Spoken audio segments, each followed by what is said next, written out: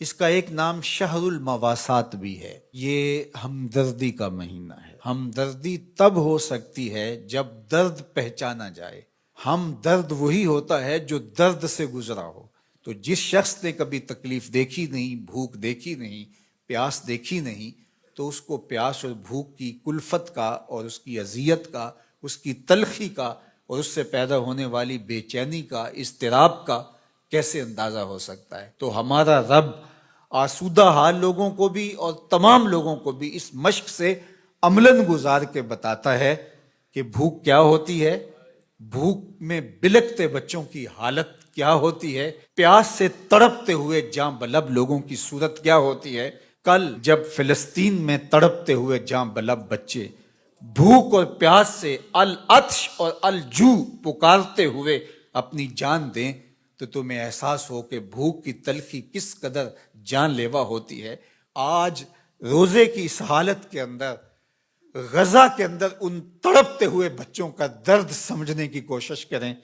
آج غزہ کے تڑپتے ہوئے ان بچوں کی حالت کا تصور کریں، جب ماؤں کی چھاتیوں سے دودھ بھی سوکھ جائے، جب بوند پانی کی اور دو لقمے کھانے کی بھی میسر نہ ہو، لوگ سسک سسک کے جانے دے رہے ہیں۔ یہ بچے کل قیامت کے دن ساقی حوض کوثر کے سامنے جب ان حکمرانوں کا گریبان پکڑیں گے تو یہ کیا جواب جرم دیں گے اس دن رسول اللہ کے سامنے؟ یہ کیسے اللہ کا سامنا کریں گے؟ یہ بچے ان کو ان کے گریبان سے پکڑ کے جب حشر کے میدان میں گھسیٹیں گے تو یہ قوت نافذہ رکھنے والے، اثر و رسوخ رکھنے والے، یہ بڑی بڑی فوجیں رکھنے والے قیامت کے دن اللہ اور اس کے رسول کے سامنے کیا جواب دیں گے؟ تو یہ مہینہ شہر مواسات ہے۔ اللہ اکبر۔ اور میرے اور آپ کے آقا و مولا تو شہر مواسات کا نور بانٹنے آئے ہیں۔ خود حضور کے مبارک بطن اقدس کے اوپر پتھر بندھے ہوئے تھے اور لوگوں کی ضرورتوں کا کس طرح خیال رکھتے۔ سیدہ زہرا پاک سلام اللہ علیہا چکی پیستے پیستے ہاتھ میں چھالے پڑ جاتے ہیں، اور حضور علیہ السلام کی خدمت میں کچھ غلام اور کچھ لونڈیاں کسی غزوے سے کثیر تعداد میں آئی تھیں، تو اس غرض سے حاضر ہوتی ہیں کہ ایک غلام یا ایک لونڈی عطا کر دی جائے، کام کاج میں ہماری معاونت ہو جائے۔ شہزادی کھڑی ہے حضور کے در پہ اور داماد کھڑے ہیں، اور ہاتھوں میں پڑے ہوئے چھالے حضور اپنی آنکھوں سے دیکھ رہے ہیں، لیکن آقا کریم فرماتے ہیں واللہ لا آتیکما، اللہ کی قسم میں تمہیں نہیں دوں گا، اللہ کی قسم میں تمہیں نہیں دوں گا، اللہ کی قسم میں تمہیں نہیں دوں گا۔ فرمایا میں تو ان غلاموں اور لونڈیوں کو بیچوں گا، اور اس سے جو رقم ملے گی، جو پیسے ملیں گے، بدر اور احد کے شہیدوں کے یتیموں کی کفالت کروں گا، مدینے کے مفلوق الحال لوگوں کی، بیواؤں کی، اراملہ کی، مساکین کی، یتاما کی کفالت کروں گا۔ اب مجھے یہ بتاؤ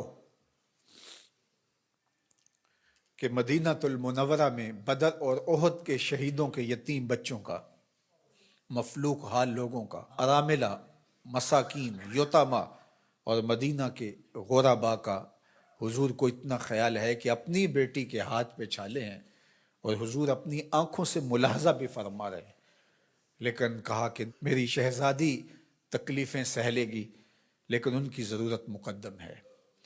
آج غزہ کے یتیموں کے لیے گنبد خضرا میں حضور کا دل کس طرح تڑپ رہا ہوگا۔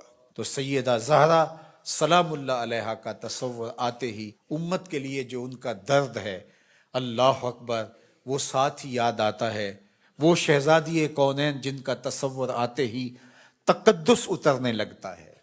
آج مخدرات اسلام سیدہ زہرا سلام اللہ علیہا کی بتائی ہوئی تعریف کے مطابق اپنے پردے کی حفاظت کریں، اور یہ امت غالب تبھی ہوگی جب یہ پردے میں سمٹ جائے گی، چاہے سجدے ہیں، چاہے رکوع ہیں، قیام ہیں، اونچے اونچے مینار ہیں مسجدوں کے، بڑے عالی شان گنبد ہیں، بڑی بڑی درس گاہیں ہیں، لیکن حیا کا جوہر لٹ گیا تو سمجھ لو کہ امت اپنا وجود کھو بیٹھی ہے۔